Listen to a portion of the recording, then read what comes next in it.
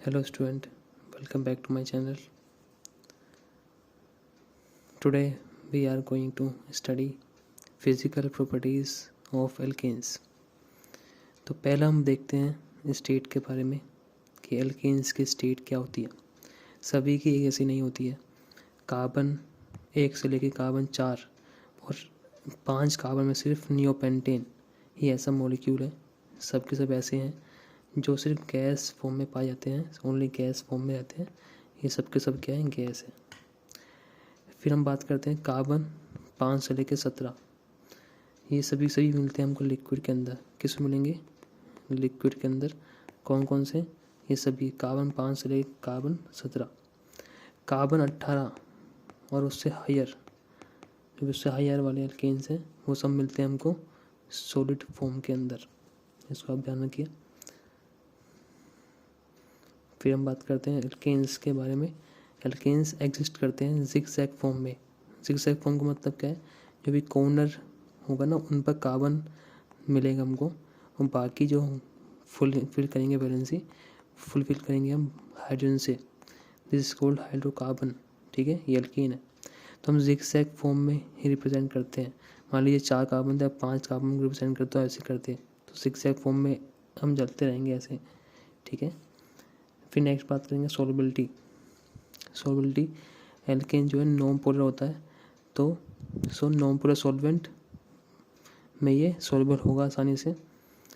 As molecular weight increase होगा, जैसे जैसे एल्केन का मोलर मास बढ़ता है तो वन डबल फोर्सेस बढ़ते हैं, तो सॉल्युबिलिटी डिक्रीज हो जाती है। तो जैसे इसमें और इन दोनों में बात करें, इसमें कार्बन 4 है तो मोलर मास भी क्या होगा इसका?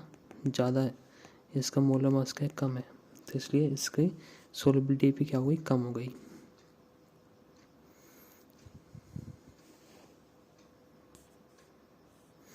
अगर बात करें डेंसिटी, तो डेंसिटी, मोलर मास बढ़ता है तो डेंसिटी भी बढ़ती है एल्केन की।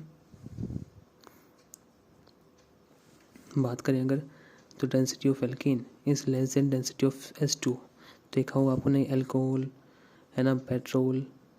ठीक है, एल्कोहल तो खैर अलग हो गया।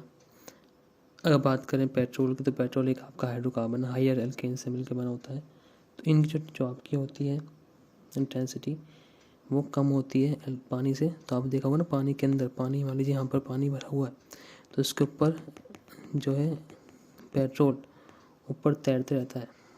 ठीक है, कारण क्या है उसका? क्योंकि डेंसिटी कम है एल्केन्स की देन वाटर। नेक्स्ट बात करेंगे बॉइलिंग पॉइंट।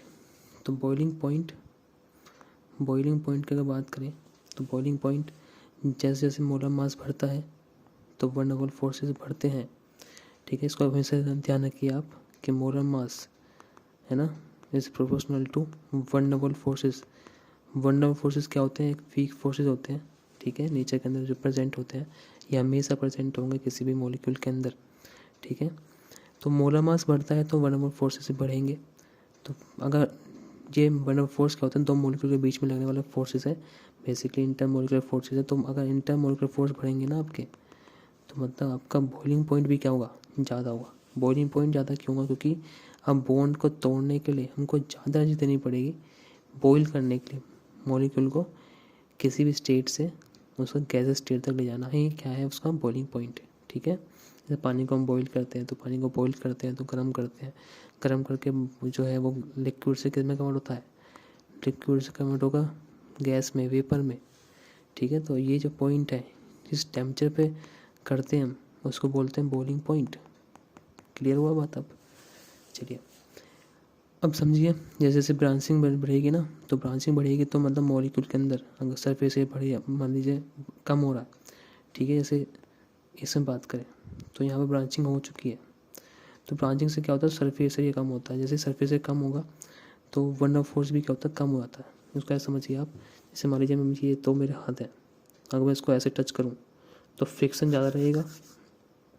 ठीक है, अगर मैं इनको मुट्ठी में लूँ ऐसे, अब इसको सरफेस एरिया जो होगा कॉन्टैक्ट में आपस में, जो मेरे दोनों हैंड है इनका कॉन्टैक्ट अब कम होगा मतलब यहाँ पर सरफेस एरिया कम हो चुका है। ठीक है, इसलिए जितना सरफेस एरिया ज़्यादा होता है उतना कॉन्टैक्ट ज़्यादा होगा, और कॉन्टैक्ट ज़्यादा होगा तो फोर्सेस भी क्या लगेंगे, ज़्यादा लगेंगे। ठीक है, ऐसे यहाँ पर भी एक अच्छा फ्रिक्शन है, मतलब ये जुड़े रहेंगे आपस में। वैसे ही क्या होता है, जैसे जितना सरफेस एरिया ज़्यादा होता है वनरेबल फोर्सेस भी क्या होते हैं, ज़्यादा होते हैं। इसको ध्यान रखिए हमेशा आप। ठीक है, तो जैसे यहाँ बात करें तो यहाँ ब्रांचिंग कम है, यहाँ पर ब्रांचिंग बढ़ चुकी है, तो इसका सरफेस एरिया कम है, वनरेबल फोर्सेस भी कम है, इंटरमोलिकुलर फोर्स ऑफ अट्रैक्शन भी कम है, इसका बॉइलिंग पॉइंट भी कम हो जाएगा। धन्यवाद।